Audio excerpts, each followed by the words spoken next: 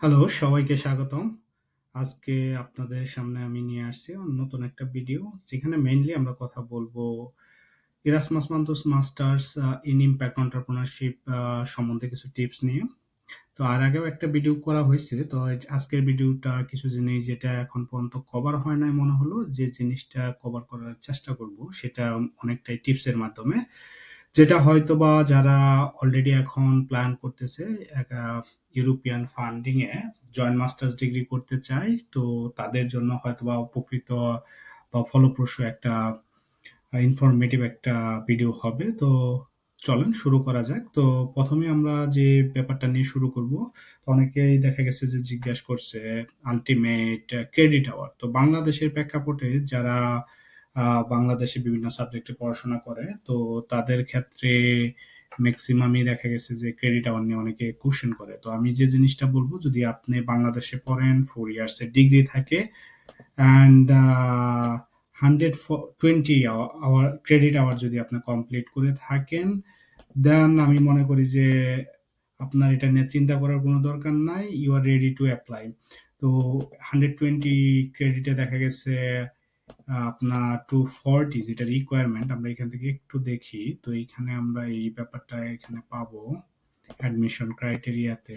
ওকে, তো এখানে বলছে যে minimum under grade degree with minimum 240 ইসিটিএস। হ্যাঁ, 240 ইসিটিএস এ আপনি যদি কমপ্লিট করেন, দেন আপনি ইজিলি দেখা গেছে যে এই প্রোগ্রামটাতে আপনি অ্যাপ্লাই করতে পারবেন। দেন ম্যাক্সিমাম বাংলাদেশের যে ক্রেডিট আওয়ার গুলো থাকে 120 টু 140 মধ্যে। তো 140 হলেও সমস্যা নাই। দেখা গেছে যদি এরকম হয় কারো ক্ষেত্রে যে আলটিমেট 120 ক্রেডিট আওয়ারের নিচে, হুম, এটা যদি নিচে হয়, তো সেই ক্ষেত্রে যদি মাস্টার্স ডিগ্রি থাকে, মানে 1 বছরের মাস্টার্স বা 2 বছরের, then you are also eligible to apply for this program. তো আপনি এটা কভার করতে পারবেন যদি আপনার 120 ক্রেডিটের কমও থাকে, সেই ক্ষেত্রে সেটা কভার করতে আপনার একটা মাস্টার্স লাগবে। ইফ নট, দেন আমি মনে করি যে আপনি অ্যাপ্লাই করতে পারেন। ওকে, তো এখন যেহেতু আমরা এই জিনিসটা অলরেডি এখন ক্লিয়ার, 4 ইয়ার্স এর ডিগ্রি 120 ক্রেডিট আওয়ার থাকলে, then you can easily be eligible for this program. তো ওকে, দেন আমরা চলে যাব হইলো যে ডকুমেন্টেশনের ব্যাপারে, যেটা হলো সব থেকে ইম্পর্টেন্ট এই প্রোগ্রামে। তো ডকুমেন্টেশনের যে ব্যাপারটা, সেটার উপর ভিত্তি করে আজকের ভিডিওটা যে কিভাবে করা যায়। কারণ হলো ultimate huge number of applicant থাকে এখানে। মেইনলি প্রোগ্রামে 800 টু 1000 অ্যাপ্লিক্যান্ট থাকে। 2% অ্যাকসেপ্টেন্স রেট দেখা গেছে। তো বা অনেক ক্ষেত্রে 1.5 or 1% যদি অ্যাপ্লিক্যান্ট বাইরে যায়, তো হইতে পারে। বাট এখন পর্যন্ত যেটা দেখা গেছে 1.5 or 1.8 or 2% অ্যাকসেপ্টেন্স রেট। সেই ক্ষেত্রে যেটা হলো আমরা জিনিসগুলো দেখবো সেটা হলো ডকুমেন্টেশন। তো ডকুমেন্টেশনটা খুবই ইম্পর্টেন্ট এই প্রোগ্রামের জন্য। তো আমরা ডকুমেন্টেশন গুলা কি কি লাগে এবং কিভাবে তৈরি করা যায় সেটা আমরা একটু দেখবো। কিভাবে তৈরি করলে আলটিমেট ইন্টারভিউ কল পাওয়া যেতে পারে। তো আমরা এর জন্য ওয়েবসাইট আবার চলে যাব। ওয়েবসাইটে কি কি ডকুমেন্টস আছে সেটা দেখে আসবো। তো প্র্যাকটিক্যাল ইনফরমেশনে যদি যাই, সেই ক্ষেত্রে আমরা এখানে একটা জিনিস দেখব, সেটা হলো বার্থ সার্টিফিকেট লাগবে। তো বার্থ সার্টিফিকেট নিয়ে বলার কিছু নাই। এইখানে ফটো যেটা হলো জেপিজি এর যে ফরম্যাটে, এটা নিয়ে বলার কিছু নাই। আমরা কথা বলবো হলো সিভি নিয়ে। তো সিভি নিয়ে কথা বলার ক্ষেত্রে, তো সিভিতে এখানে আসলে কি চাচ্ছে এরা, তো এটা আমরা একটু দেখবো। তো সিভিতে যে জিনিসটা ইনক্লুড করছে, আহ, এরা বলছে please use Europass CV format. Europass CV format এরা ব্যবহার করতে কইছে। আর এইখানে এই সিভিতে ইনক্লুড করার কথা বলছে একাডেমিক স্টাডিজ, মানে আলটিমেট আপনি কোথায় পড়ছেন, কি ডিগ্রি নিছেন, এগুলো ইনক্লুড। দেন এমপ্লয়মেন্ট হিস্ট্রি, যদি আপনার কাজের অভিজ্ঞতা থাকে তো সেইটা include. Then certificate and award in the past 5 years. হ্যাঁ, গত 5 বছরে আপনি যে সার্টিফিকেশন বা অ্যাওয়ার্ড বা যে কোনো কিছু পাওয়া থাকলে সেগুলো ইনক্লুড করতে পারেন। তো এটা এরা রিকমেন্ড করছে। এর মানে হলো এই জিনিসগুলা মেইনলি এরা দেখবে, বাট এরপরে যদি রিলিভেন্ট কিছু ইনফরমেশন হয় সেইগুলা এখানে রাখার চেষ্টা করা দরকার। তো আমরা যে জিনিসটা এখানে চলে যাব ডকুমেন্টেশনে প্রথমে, যেটা হলো সিবি। তো সিবি এখানে বলছে যদিও ইউরোপাসের কথা, বাট আমি ইউরোপাস রিকমেন্ড করব না। আমার ক্ষেত্রে CV should be one page. তো ইউরোপাসের ক্ষেত্রে যেটা হয় একটু বড় হয়ে যায়, 2 পেজে হয়ে যায়। তো 1 পেজের সিভি কি জন্য ইম্পর্টেন্ট সেটা আমি বলি যে 1 পেজের সিভিতে গো থ্রু করা যায় খুব ইজিলি। আর ছোট হওয়ার কারণে দেখা গেছে আল্টিমেট অনলি যে ইনফরমেশনগুলো আমার দরকার সেই ইনফরমেশনগুলো আমি এখানে রাখবো। 2 পেজের হলে আননেসেসারি যে ইনফরমেশনগুলো আছে সেটা দেখা গেছে অনেকেই এখানে ইনক্লুড করে। তো মানে জিনিসটা হলো এরকম যে ইট সিভি শুড বি ইনফরমেটিভ। আর আরেকটা জিনিস যেটা আমি বলবো সিভির ক্ষেত্রে যে ইট শুড লুক প্রিটি। মানে CV should be very clear and convincing. Like যদি কোনো ইনফরমেশন থাকে সেটা যেন ইরিলিভেন্ট ইনফরমেশন না হয়। তো 3টা জিনিস খেয়াল রাখতে হবে। যদি আপনি চান 2 পেজের, আপনার যদি দেখা গেছে 5 to 6 ইয়ার্স এর অভিজ্ঞতা থাকে, অনেক অ্যাওয়ার্ড থাকে, ইভেন তারপরেও দেখা গেছে 1 পেজের বেশি সিভি হওয়ার কথা না। যদি আপনি 2 পেজের বানাইতেই চান সেই ক্ষেত্রে ইউরোপাসে করতে পারেন। বাট ইউরোপাসেও যদি সম্ভব হয় 1 পেজের মধ্যে করার জন্য প্রিসাইজ ওয়েতে, but 2 page is also okay. But এই ক্ষেত্রে খেয়াল রাখতে হবে যে সিভিটা যেন দেখতে অ্যাট্রাকটিভ লাগে। আর যে ইনফরমেশনগুলো দেওয়া হবে প্রথমেই যে জিনিসগুলো ইনক্লুড করার চেষ্টা করবেন সেটা এখানে উল্লেখ করে দেওয়া আছে যে একাডেমিক স্টাডিজ, যেটা হলো আপনার ধরেন অনার্স মাস্টার্স বা ইন্টারমিডিয়েট পাস যেটা করছেন, দেন এমপ্লয়মেন্ট হিস্ট্রি কাজের অভিজ্ঞতা, then certificate and award in the past 5 years. তো এই জিনিসগুলো ইনক্লুড করার পরে আপনার অন্য ইনফরমেশনগুলো আপনি ইনক্লুড করতে পারেন। বাট এগুলা হলো মেইন ইনফরমেশন এখানে এরা ইনক্লুড করতে বলছে। বাট এর বাইরে যেগুলো করবেন it should be very much relevant. হ্যাঁ, রিলিভেন্ট ইরিলিভেন্ট কোনো কিছু যেন না থাকে। তো 1 পেজের সিবি, প্রিসাইজ অ্যান্ড ইনফরমেটিভ ওয়েতে। তো এটা হলো সিবির ক্ষেত্রে। তো সিবির জন্য এরা, কারণ হিউজ পরিমাণে সিবি যেটা হলো 800 to 1000 সিবি, এত সময় নাই আসলে পড়া বা দেখার জন্য। এটা যদি দেখতে ভালো না হয় বা ইনফরমেটিভ না হয় দেন আমার মনে হয় না কেউ গো থ্রু হয়ে যাবে এটা। হ্যাঁ, তো এর জন্য সিবিটা খুবই ইম্পর্টেন্ট একটা ব্যাপার এখানে। সেটা তৈরি করার জন্য একটু সময় দিয়ে খুবই অ্যাট্রাকটিভ একটা সিবি তৈরি করার ব্যাপারে একটু মনোযোগ দেওয়া দরকার এই প্রোগ্রামে যদি ইন্টারভিউ কল কেউ পাইতে চাই তাদের জন্য। দেন আমরা একটু দেখবো তারপরে কি ডকুমেন্টস আছে। দেন এরা বলছে পার্সোনাল মোটিভেশন লেটার। তো মোটিভেশন লেটার লিখতে হবে outlining why you are interested in EMI programme. যে আপনি একটা মোটিভেশন লেটার লিখবেন, যে মোটিভেশন লেটারে আপনাকে ইনক্লুড করতে হবে যে আপনি কেন এই প্রোগ্রামে আসলে করতে চাচ্ছেন, অ্যাটেন্ড করতে চাচ্ছেন। এবং তারপরে যে জিনিসটা বলছে idea for the startup company. হ্যাঁ, যে আপনি যে স্টার্ট আপ কোম্পানিটা করবেন which you will be developing during the program. আপনি প্রোগ্রামের চলাকালীন যে স্টার্টআপ নিয়ে কাজ করবেন, আপনার যে আইডিয়া নিয়ে কাজ করবেন, সেই আইডিয়াটা এখানে ইনক্লুড করতে হবে। ফার্স্টলি যে জিনিসটা একটা মোটিভেশন লেটার, আপনি কেন এখানে জয়েন করতে চান। দেন নেক্সট যে ব্যাপারটা আসে যে আপনি যে স্টার্টআপ কাজ নিয়ে কাজ করবেন সেই স্টার্টআপের যে আইডিয়াটা সেটা। তো এটা 2 পেজ এরা করে দিছে। এটা 2 পেজ ওকে, বাট আমি প্রিফার করব যদি আপনার 1 পেজে করতে পারেন it's better. If not then yes you can make it in 2 page. But 1 page আমার ক্ষেত্রে আমি বলব যে 1 পেজ ইজ এনাফ। তো সেই ক্ষেত্রে ultimate work experience plan for EMI, তো এটা দিয়ে আমরা একটা স্টোরি দেখার চেষ্টা করব। তো মোটিভেশন লেটার সবাই লিখবে, বাট এগেইন যে এই লেটারটা একটা স্টোরি আকারে তৈরি করতে হবে। স্টোরিটা হলো আপনার। তো স্টোরিটা হলো মেইনলি আপনি অ্যাপ্লাই করতেছেন আপনার স্টোরি। আপনার যে প্রিভিয়াস অভিজ্ঞতা আছে, এক্সপিরিয়েন্স আছে সেটার আলোকে আপনি যে ইমি প্রোগ্রামে Erasmus masters in impact entrepreneurship প্রোগ্রামে আহ, করতে চান, অ্যাটেন্ড করতে চান, সেটার যে প্ল্যান। তো ওভারঅল 2টা প্ল্যান যেন সামঞ্জস্য হয়, যে আপনি যে রিলিভেন্ট একটা ইয়াতে নিয়ে আসছেন, অ্যালাইনমেন্টে নিয়ে আসছেন, সেটা যেন এই স্টোরিতে প্রকাশ পায়।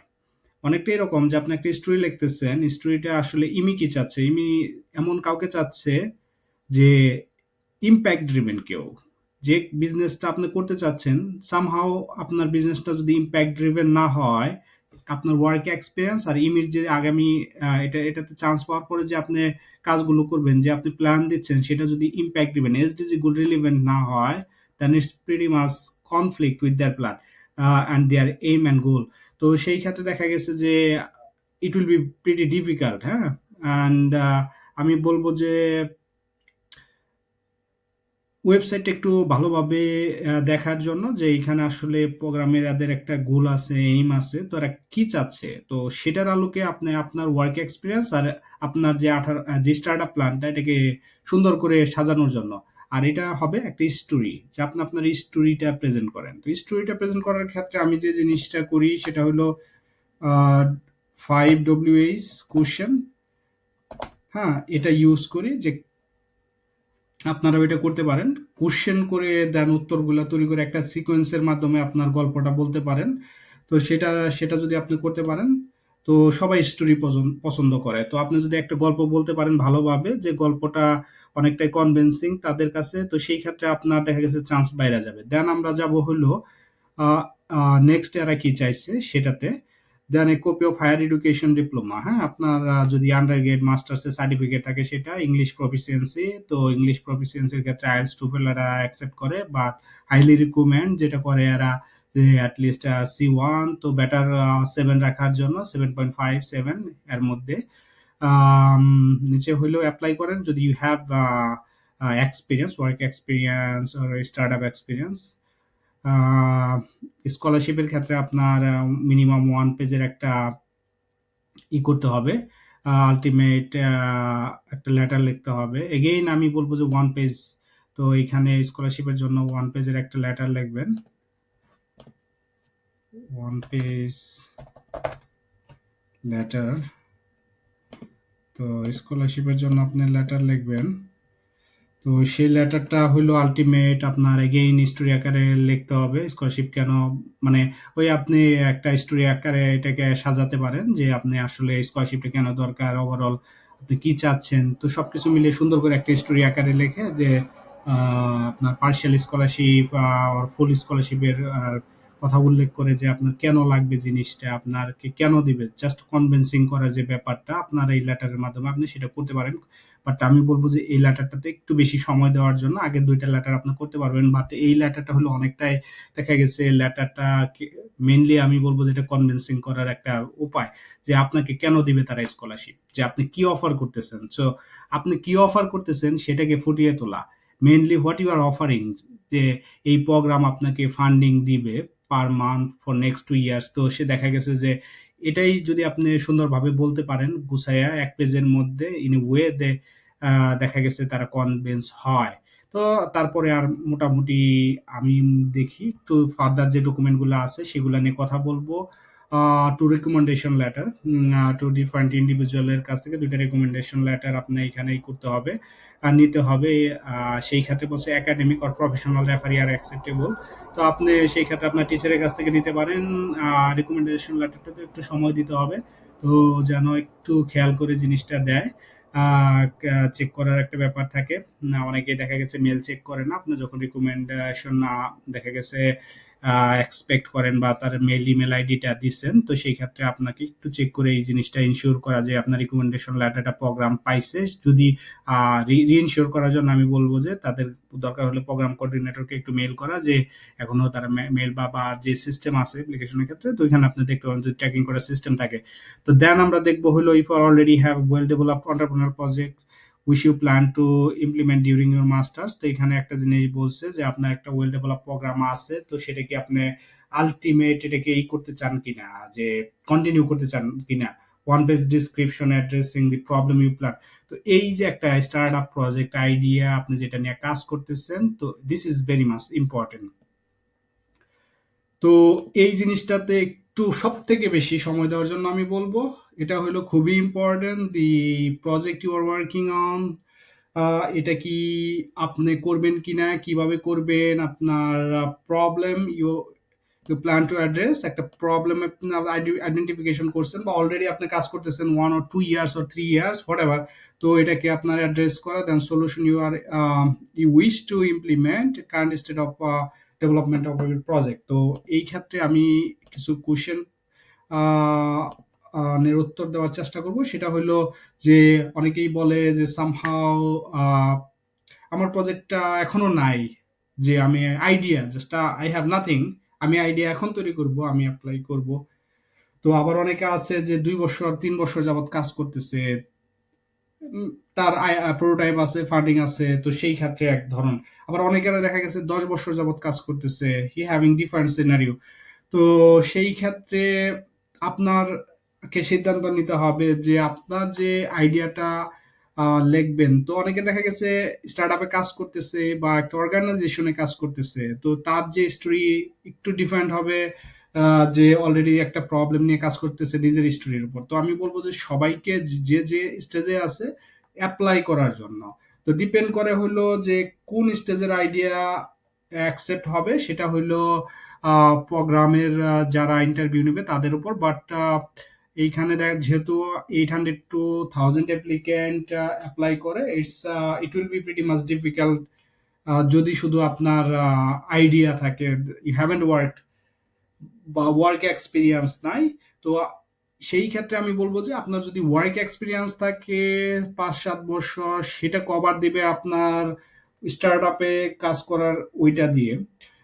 দেখা গেছে অনেকে দেখা গেছে 5 বা 2 বছর বা 1 বছর স্টার্ট আপে কাজ করছে, তো সে যখন ওই আইডিয়াটা নিয়ে কন্টিনিউ করতে চায়, আরেকজনের জব আছে, দুইটাকে আপনার হলো ওয়ার্ক এক্সপিরিয়েন্স দিয়ে আপনি কভার করতে পারবেন। বাট যদি আপনি ফ্রেশ গ্রাজুয়েটেড হন, সেই ক্ষেত্রে আপনার জন্য ডিফিকাল্ট। বাট আমি বলবো যে অ্যাপ্লাই করার জন্য ডিপেন্ড করবে হলো যে কোন সালে কিরকম অ্যাপ্লিকেন্ট অ্যাপ্লাই করছে সেটার উপর। যদি খুব ম্যাচিউর আইডিয়া নিয়ে বা ওয়ার্ক এক্সপিরিয়েন্স নিয়ে অ্যাপ্লিকেন্ট সংখ্যা অনেক বেশি হয়, দেন প্রবাবিলিটি কমে যাবে। বাট যদি না হয়, সেই ক্ষেত্রে দেখা গেছে যে আলটিমেট আপনার সম্ভাবনা থাকবে to get admission for this program. তো আমরা আর কিছু জিনিস দেখার চেষ্টা করব।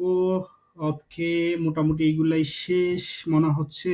তো আর যদি কোনো ইনফরমেশন বাকি থাকে, ওকে, আমার মনে হয় আর কোনো ইনফরমেশন বাকি নাই।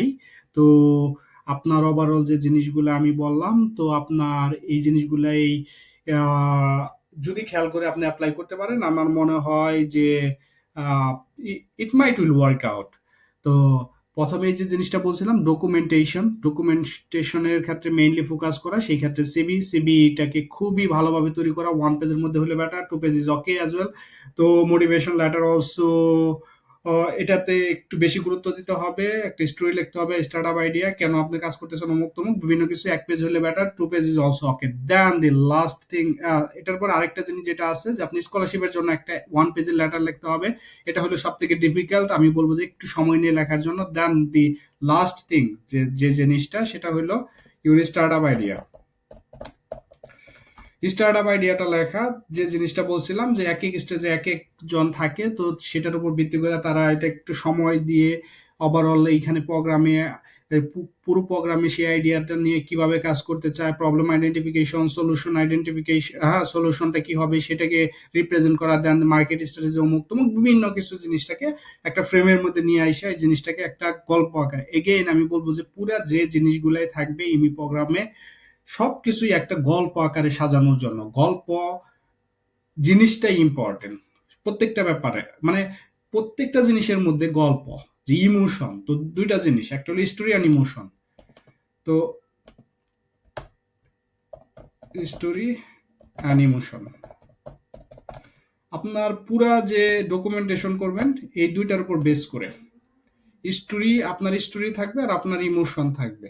এই দুইটা জিনিসকে অ্যাপ্লাই করে আপনার পুরো ডকুমেন্ট তৈরি করেন, জিনিসগুলো দেখতেও ভালো হবে, একটা স্টোরি তৈরি হবে, যাতে করে মানুষ আগ্রহ যারা ইয়ে আছে আলটিমেট ইভালুয়েট করবে আপনার ডকুমেন্ট প্রোগ্রাম থেকে। সেই ক্ষেত্রে আপনার এটা এই স্টোরি আর ইমোশনটাকে যদি আপনি ম্যাচ করে একটা ডকুমেন্ট ফাইল প্যাকেজ রেডি করতে পারেন, আমার মনে হয় না এটা অ্যাকসেপ্ট না হওয়ার কোনো কারণ আছে।